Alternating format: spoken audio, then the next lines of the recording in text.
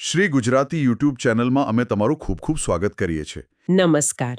આપણી આસપાસ ઘણી એવી સામાન્ય વસ્તુઓ છે જેના પર આપણે કદાચ બહુ ધ્યાન નથી આપતા, પણ એનું મહત્વ ઘણું ઊંડું હોય છે. બરાબર.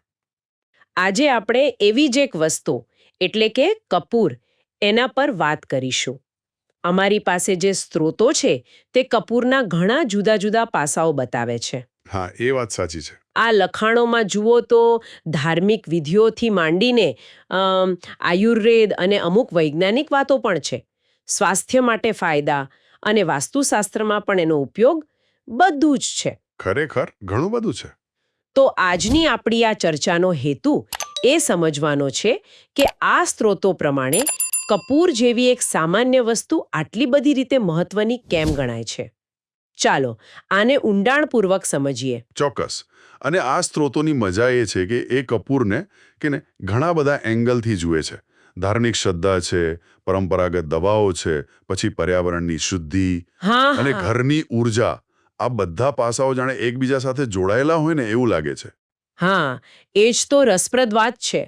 તો શરૂઆત કરીએ સૌથી જાણીતા પાસાથી, એનું ધાર્મિક મહત્વ. આપણા સ્ત્રોતો એમ કહે છે કે હિન્દુ પૂજામાં કપૂર તો જોઈએ જ. બરાબર. એના વગર આરતી અધૂરી ગણાય, ખરું ને? હા, બિલકુલ એવું જ મનાય છે. અને આ ખાલી એક રીત નથી હો.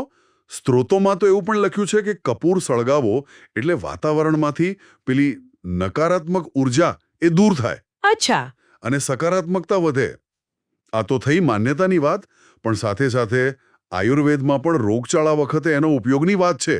ઓ, એટલે પરંપરાગત રીતે પણ એને શુદ્ધિકરણ અને સ્વાસ્થ્ય સાથે જોડવામાં આવ્યું છે. હા, બરાબર, એ જ દર્શાવે છે.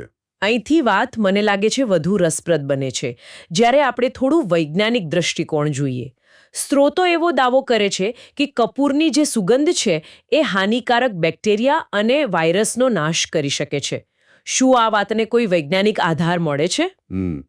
સ્ત્રોતો એવું સૂચન તો કરે છે. એમના કહેવા મુજબ કપૂરમાં જીવાણુનાશક ગુણધર્મો છે, એટલે એ વાતાવરણ શુદ્ધ કરી શકે અને એનાથી બીમારીઓનું જોખમ ઘટે એવું કહેવાય છે.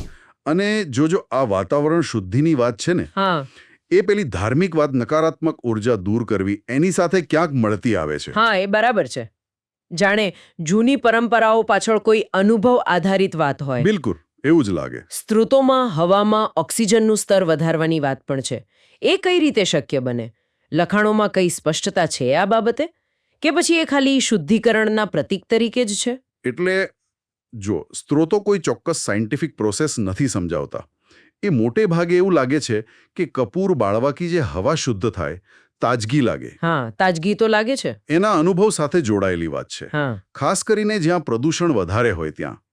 એટલે સીધું ઓક્સિજન લેવલ વધે એના કરતાં શુદ્ધ હવાનો અનુભવ એમ સમજવું વધુ યોગ્ય રહેશે સ્ત્રોતોના આધારે. સમજાયું.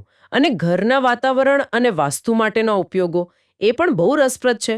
જેમ કે મચ્છર ભગાડવા કપૂર બાળવું, અથવા પાણીમાં ભેળવીને પોતું કરવું જેથી કીડીઓ ને એવી જીવાત દૂર રહે. બરાબર. આ બતાવે છે કે સ્ત્રોતો કપૂરને ખાલી આધ્યાત્મિક જ નહીં, પણ આમ ભૌતિક સ્તરે રોજિંદા જીવનમાં પણ ઉપયોગી ગણે છે. સ્વચ્છતા માટે, આરોગ્ય માટે. આને પેલું વાસ્તુ દોષનું શું છે, એમાં પણ ઉલ્લેખ છે? હા, છે ને. વાસ્તુ દોષ દૂર કરવાના ઉપાયોમાં પણ કપૂરનો ઉપયોગ બતાવ્યો છે. જેમ કે કોઈ રૂમમાં હવાની અવરજવર ઓછી હોય ને, તો ત્યાં કાચના વાડકામાં કપૂર મૂકી રાખવાથી હવાની ગુણવત્તા સુધરે એવું કહેવાય છે. આ પાછું પર્યાવરણ અને ઉર્જા બેય સાથે જોડાય છે. ખરેખર બહુ બધી રીતે જોડાયેલું છે. તો આ બધી ચર્ચા પરથી આપણે શું તારણ કાઢી શકીએ? આપણા સ્ત્રોતોના આધારે જોઈએ તો કપૂર એક એવા કેન્દ્ર જેવું લાગે છે. જ્યાં આધ્યાત્મિક રીતો, આયુર્વેદ જેવું પરંપરાગત જ્ઞાન, પછી હવા શુદ્ધિકરણ અને જીવાણુનાશક ગુણ જેવી થોડી વૈજ્ઞાનિક રીતે બંધ બેસતી વાતો, બરાબર, અને વાસ્તુ જેવા ઘરની સુખાકારી માટેના સિદ્ધાંતો, બધું જાણે ભેગું મળતું હોય. એકદમ સાચું કહ્યું. આ બધા અલગ અલગ પાસાઓને એક સાથે જોઈએ ને, એટલે એક પ્રશ્ન મનમાં આવે છે. કયો પ્રશ્ન? કે આ સ્ત્રોતોમાં જે કપૂરના ફાયદા વર્ણવ્યા છે, ભલે તે હવાની ગુણવત્તા હોય કે જીવાણુઓ પર અસર હોય કે પછી ઉર્જા ક્ષેત્રોની વાત હોય, આ બધું આપણને વિચારવા પ્રેરે છે કે જ્ઞાનની આટલી બધી અલગ અલગ શાખાઓ, ધર્મ, આયુર્વેદ, વૈજ્ઞાનિક અવલોકનો, વાસ્તુ, આ બધી કોઈ એક સામાન્ય વસ્તુ જેમ કે કપૂર એના વિશે કેવી રીતે લગભગ સમાન નિષ્કર્ષ પર આવી શકે.